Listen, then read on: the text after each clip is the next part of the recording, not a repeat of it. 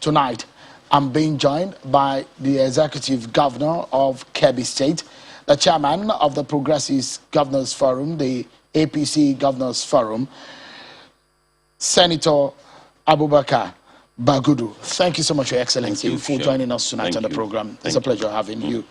It's going to be a long conversation, but one that we hope that will help Nigerians understand some of the stands of government on the policies, especially from the one that we will start from, the issue of the anti-grazing law and the grazing routes. You're a member of that committee set up by the president, headed by the chief of staff.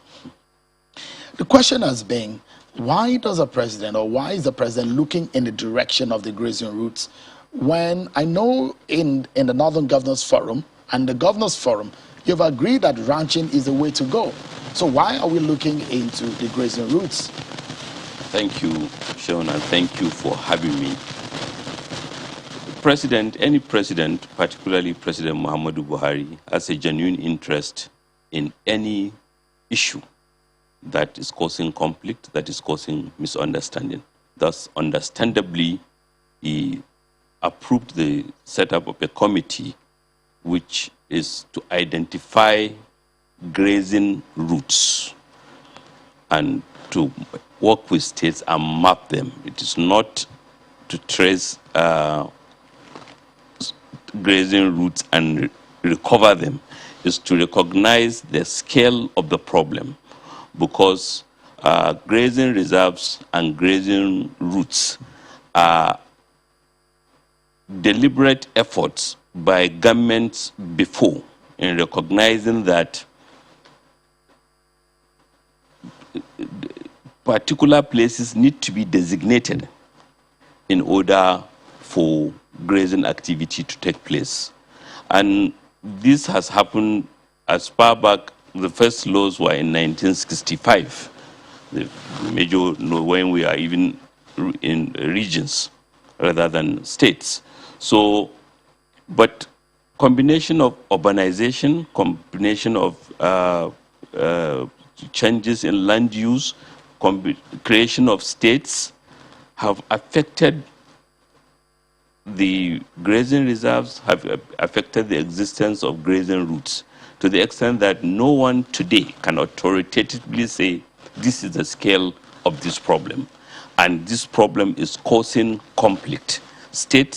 Different states have different legislations about grazing route and other issues that needs to be compiled and understood, so that whether it is government that need to support infrastructure build-up to support the reduction in movement, you need to know where to put the infrastructure, so that when a state government even say, I need support to help with the my herding community, when their legislation can be understood and say, hey, your legislation does not support this. So Mr. President is interested in an audit, so to say, of do we really have this, how much of these grazing reserves are there? How much of encouragement has taken place over the years?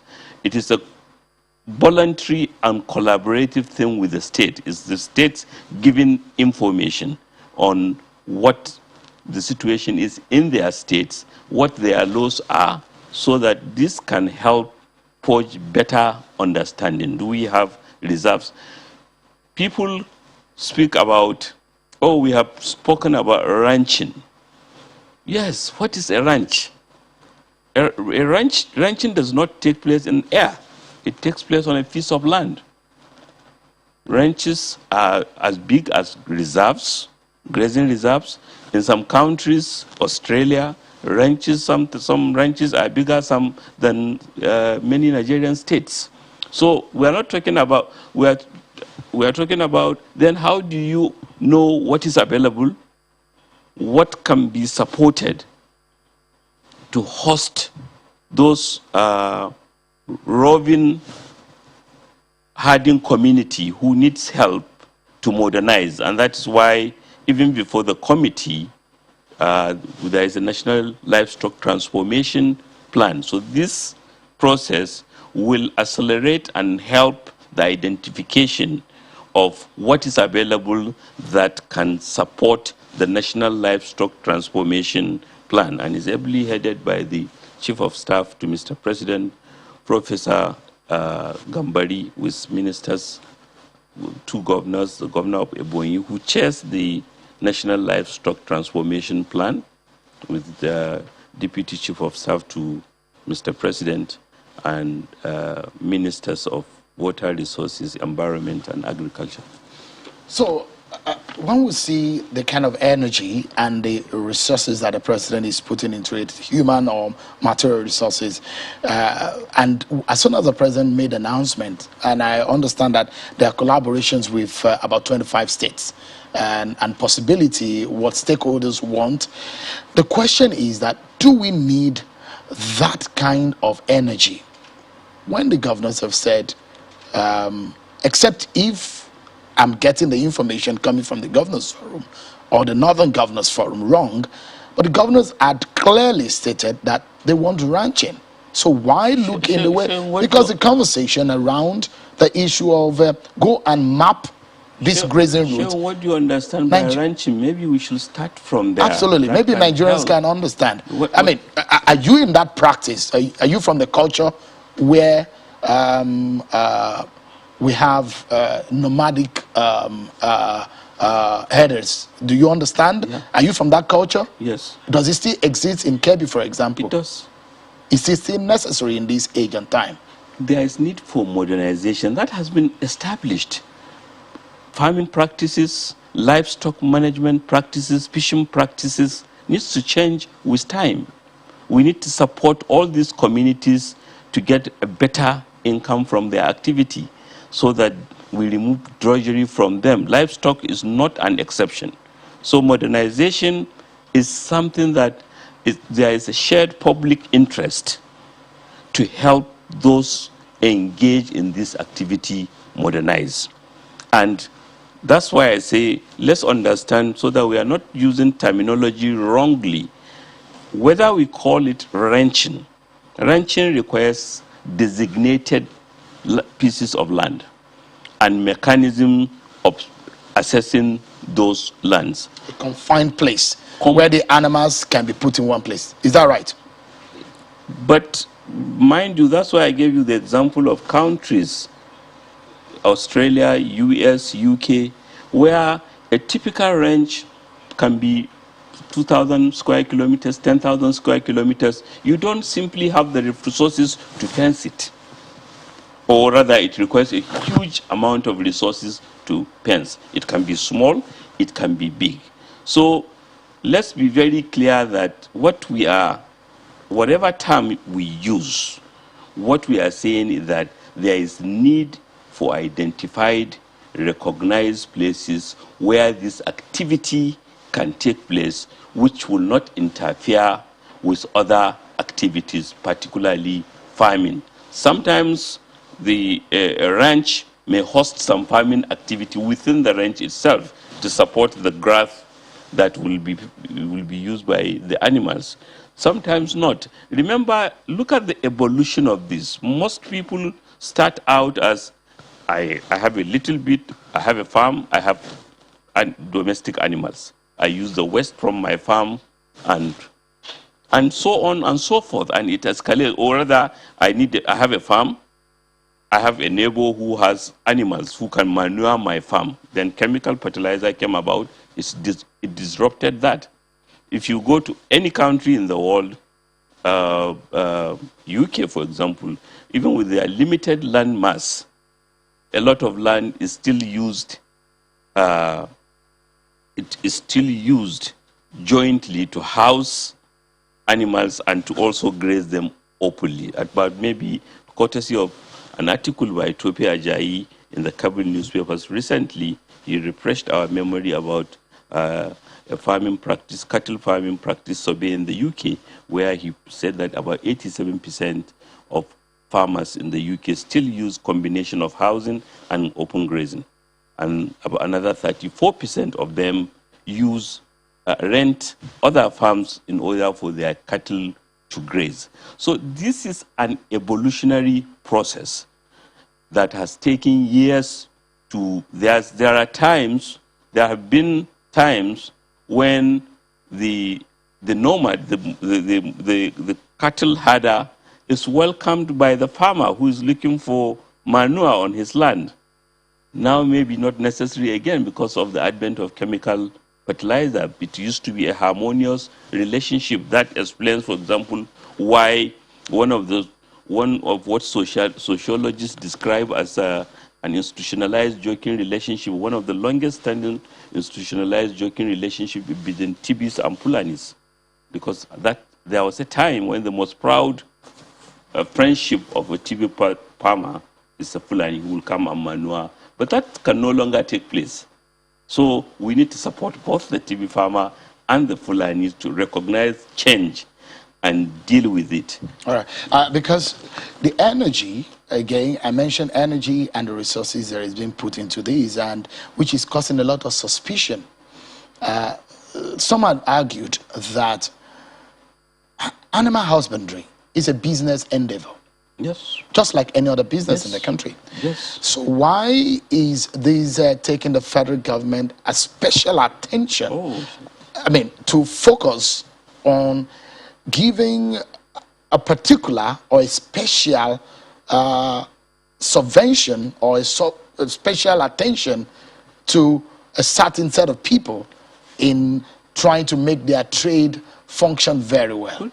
Sheun, I've said shared public interest.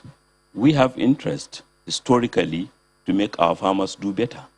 That's why we have all kind of fund programs, extension services, so that our farmers can do better. And it's a desirable public goal. It's not whether it is, you can argue that farming is a private business, but there's a public interest to ensure that those farmers are supported to do better so that they can generate more income and take care of their families and lead otherwise better lives. So historically, we have invested more in the farming sector to the disadvantage of both fishing and the animal husbandry.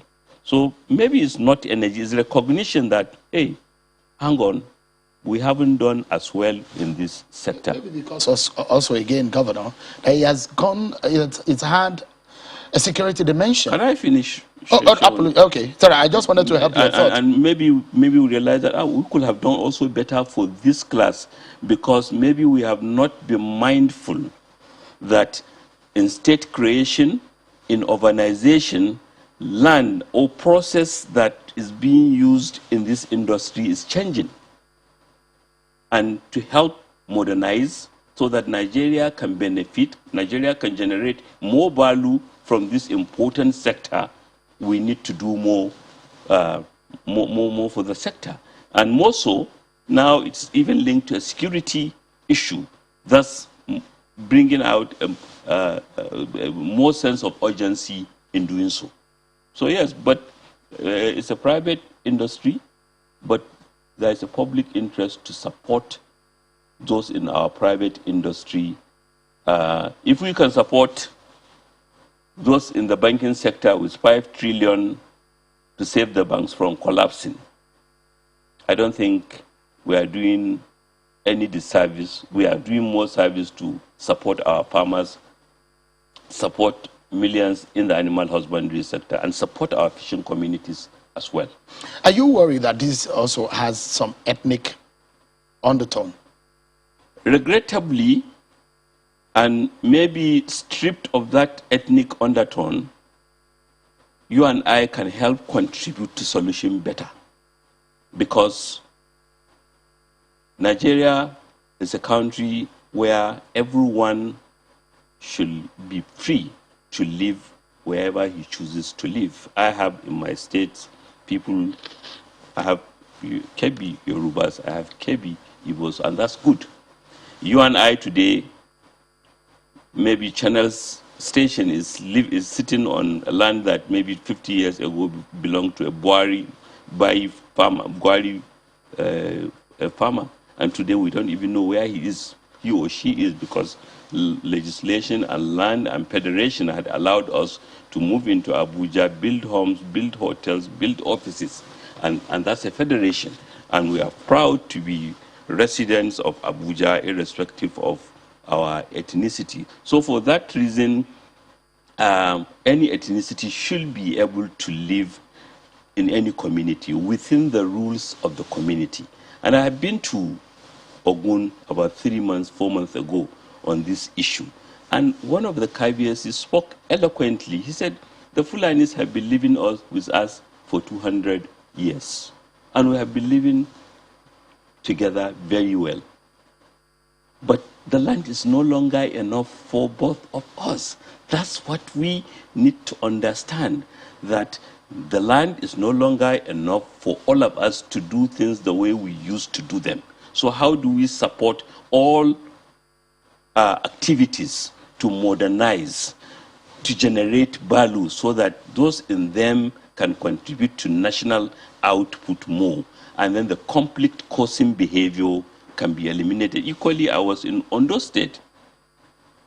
Governor Akeredolu was there with us when one of the Fulani leaders spoke. He said that his Yoruba is more eloquent than his, because there are Yorubas in my state that can speak Hausa. Some of them can even speak Fulani. I can't. Some of them can speak Fulani. So that's our nation, and that's something for us to be proud of. I mean, one of the worries here is the security dimension this conversation has taken. And those who have drawn the conversation that, look, maybe the leader of the country is also of the Fulani stock, ethnic stock. And for example, Governor Autumn, as being a very, very prominent critic of that particular conversation, I mean, that issue, and said, look, maybe the president should have spoken better or spoken up on what has become a rampant and a ravaging killer herders who go under the shadow of herdsmen and go into communities, farming communities, and kill, maim, destroy farmlands, and kidnap students, and then it's now been tagged banditry in some parts of the country. And this is the worry. I'd like to get your comment on your colleague Governor Autumn's view. It's regrettable and condemnable that we have any killer herdman and person, and we must mobilize as a populace to confront that evil. And the president has given us their wherewithal. The president has gone.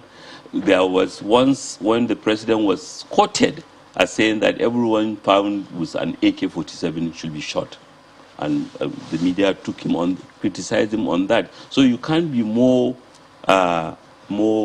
angry, more energetic about your upset about the situation. Secondly, Governor Autumn, in all due respect, is mischaracterizing the challenge. I happen to be people who are conversant with Benue State knows that there are a number of challenges that have been regrettably affecting Benue State historically. Like many states, there is a conflict in Benue State between people in Ado local government and Ohaku in Ebonyi. Every year it kills people. There is a conflict between the Jukuns in Taraba and Tibis. There is a conflict between the Agwatus and the Nasarawa Egon in Nasarawa State. There are other localized conflicts. Then there is cattle farmer clashes. So to simplify all these historical conflicts that are impacting regrettably and affecting Benue State may be too simplistic and missing the issue. Secondly, I was privileged in 2014 to be a part of a Senate delegation led by Senator Mohammed Mogoro, who was then chairing the Senate Committee on Intelligence. I was then chairing the Senate Committee on Interior. There was chairman of Senator the chairman of the Senate Committee on the Army from Rivers State, and another chairman of the Senate Committee on Police, Paul Igwe, I think, from Ebonyi State. We were mandated because at that time the Senate under David Mark, Senator David Mark, was concerned that in 6 states outside the Northeast, Benue, Nasarawa, Plateau, Kaduna, Katsina, and Zamfara, food production was being threatened by conflict. And we visited Benue, among others, and we interacted with Benue elders. I remember that night Paul Unongo spoke, and he spoke about these 5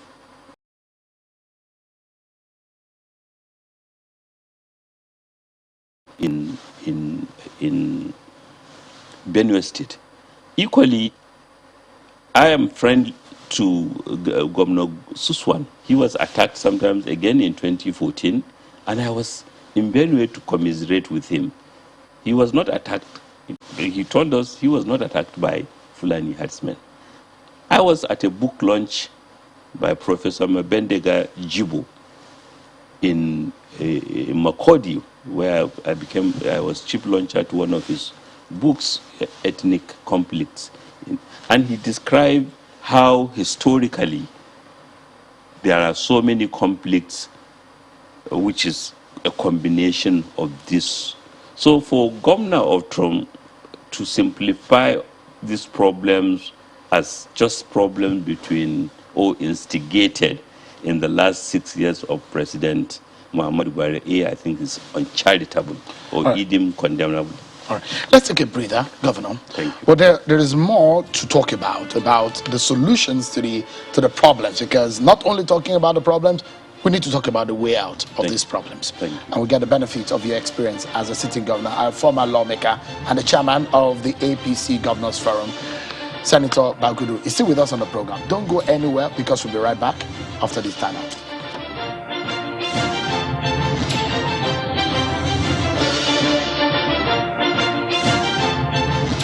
Thank you so much, everyone, for staying with us right here on Politics Today on Channels Television.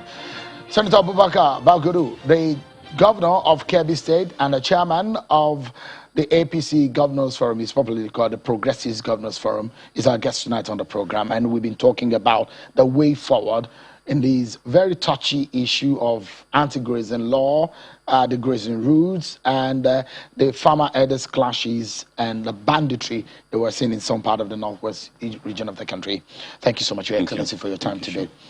One of the issues raised by Governor Autumn is in the manner in which the clashes between the herders and farmers are being handled. He's not satisfied about it. And one of the things that he also said is the tagging, the name tags that are being given to these issues. And the questions have been raised severally. How difficult is it to tag these bandits, these killers, terrorists? Is it difficult to tag them as terrorists? It shouldn't be. And like I said, for a president who say, if somebody is found with an AK-47, take him up, take him on, it shows that whatever limitation is not from the president. And so again, it relates to the wider challenge. Because of limitation of resources, maybe we don't have enough resources to do what we need to do to handle this situation. And this is also affected by other regional and criminal crime issues. And it can be worsened by this misunderstanding, because if political leaders can be sincere in that, look, this is a conflict, this is a challenge that we need to support each other and take on frontally and holistically, then you can make better progress. And I've seen that across a number of states. But regrettably, when seemingly politics is being played with it, then it masks the challenge, or it even makes it impossible to address, like I believe Governor Otto is regrettably doing. Should the federal government declare these bandits terrorists? I believe whoever in an organized manner is holding arms and terrorizing people should be declared a terrorist. How fast or how soon should that be? That's why I say we need to all involve, we need to talk to our legislatures collectively to say, what are you doing? Look at the legislation. Look at the challenge. Tinker with the law. We need more. We need to talk more. We don't simplify it by just dumping it on Mr. President. Why are we in a democracy? People will argue that it didn't take the legislature for President Jonathan to declare Boko Haram terrorist. It did not take the legislature for President Buhari. No, there has been. I was in the Senate, and there were maybe every week there were motions on Boko Haram every week. And I believe that public pressure, because you want punish behavior, and we are right to seek to punish that behavior. But we need public debate to enlighten so that we know that this is the behavior we are targeting, and representatives of communities need to participate in that debate. So, but the argument is the former president, Goodluck Jonathan, tagged Boko Haram terrorists, a terrorist organization, yes, and the world saw it as such. Yes. The federal government, under the president, Muhammadu Buhari, tagged IPOB, yes, a terrorist organization. Yes. And so that's the thinking, that yes, how difficult will it be for this same government to tag the bandits to terrorists? Well, but that's the problem. IPOB is a group of people who declared an organization. Like Boko Haram, with a recognized, or rather with claimed leadership. And so, which I support, like I said, I support the idea of tagging anybody who is holding ammunition in an organized manner and terrorizing people, a terrorist. But we need to say, who are we, whatever we call them, and that process is it's a process that needs everyone to get involved. And that's why we have representatives, so that they can force a debate, so that we can be clear. The drafting can be clear. And I'm sure President Buhari will not hesitate to sign any legislation or to even introduce it if there's clarity. But this clarity has to be supported. In your proximity of relationship, I mean, now with President Buhari, what is his thinking about these Fulani killers, herders, who have turned themselves into a menace in our society? Is he worried about it? What is he thinking about it? Many Nigerians perhaps don't know. Can you tell us? President Buhari is very, very angry at any person who is committing a crime, talk less of terrorizing, maiming, kidnapping, irrespective of whether he's Fulani or not. And he has instructed service chiefs severally, and that has been in the presence, he has repeated that with us, and we know, we have heard from the service chief, he has instructed them severally to take the harshest measures against those people. Banditry as a phenomenon has been around for a while in this country, and we've seen them, cattle rustling, these bandits come. But why have they looked more emboldened under this government? Sean, I wouldn't say that the more emboldened under this government, because mutation of crimes, sometimes different crime forms come together at a particular time, because the ease of arms, maybe from Libya or whatever, and then the insurgency in other parts of West Africa has provided opportunities for more arms to flow into Nigeria, which were not there before. Criminal groups are now able to collaborate more. And because they are able to collaborate more, we see that transformation in the crime form, and therefore it takes a new order. What used to be today, just like you said, I mean, what used to be a cattle farmer straying into a farmland, and the community has a conflict resolution mechanism to handle that, today has become more complicated. And so let's look at some of the solutions that have been proffered by several governors.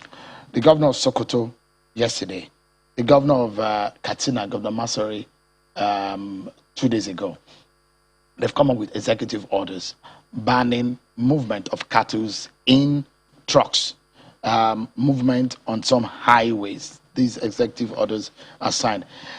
Are you in support of such moves? I'm supporting any move, temporary or permanent, that can help solve the security problem, that can draw attention and also help us as a people to support those people who are in those occupations legitimately and who are caught up or who are also victims. I have met with many Fulani communities in my state who explain that they are the first victims of kidnapping. The Fulanis? Yes, and cattle rustling. It's easier for a drunk child, somebody who's abusing drunk, to go to a community where there's no road, there's no police, there's no infrastructure, to kidnap his cousin, his sister, and demand for cattle to be sold for him to be given money. So they are the major victims of kidnapping. And then the wider kidnapping that is conducted by, among others, Fulanis and non-Fulanis who have come to form criminal gangs. Equally, cattle rustling. Cattle rustling is an activity that is against people who move cattle or who own cattle. And a lot of Fulanis are naturally victims, and they are pauperized by it. So we don't even hear their story. We don't hear their side. We just think, oh, they are complicit. They are not. Majority of them are peaceful, decent people seeking to make a living. Well, I mean, at some point, people will say, I mean, the Fulani herders that we know, where the stick-bearing herders. Yes. At some point, we now see AK-47 bearing herders.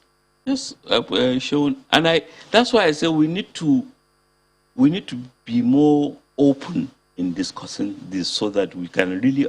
One of the interesting things that was said to Governor Akeredolu when we went to commiserate and support him in the issue in Ondo State, the Fulani leadership whom he had met with before our arrival, and that is what even caused the public outcry, said that, look, some of us have been leasing places in the forest, in the government area, because it's legitimate to go in and take a hectare or two and live. And some of them have been living there for years, for decades, paying their dues legitimately. The government knows of their existence. They said they reported to him that they have been seeing strange newcomers in the forest, and they are not introduced to them.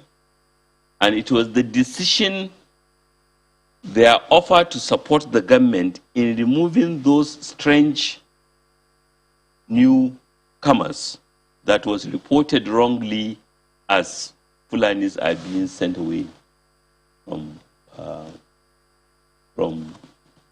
Ondo State. So these are legitimate participants, legitimate people who are doing their business, who say, we saw some people.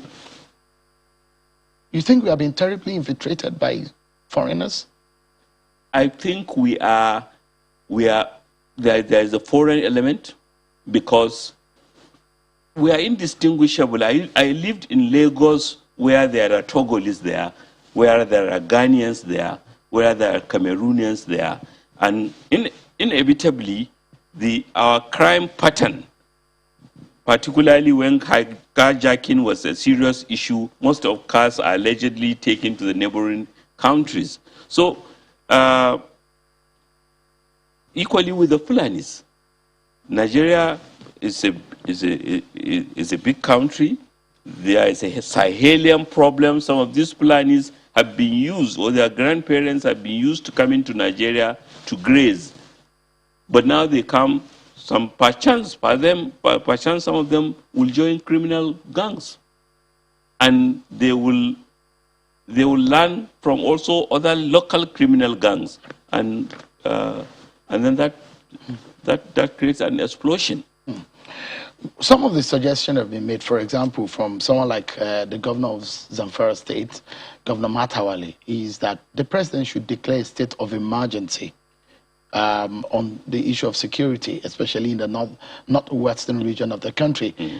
Do you think that is a possible solution? You know, there was this debate again during President Jonathan's era. What do we mean by state of emergency? Because President Jonathan once declared some local governments in Borno State, declared state of emergency, which to the extent that it will help, security agencies are advising. I believe the security agencies should lead in the advice. What do they think? If they think imposing of emergency over an area, over the whole state, so be it, so that we can deal with these problems conclusively. I'm asking for solutions now, because that is the way everybody should be thinking to get out of this doldrum. Governor Masari, also, I'm making reference now to people who have spoken, and I wanted to get your view, and as a governor also, you have an idea. He said that people should defend themselves. Would you suggest such an idea too? Is that a possible solution? I don't know what he meant by people should defend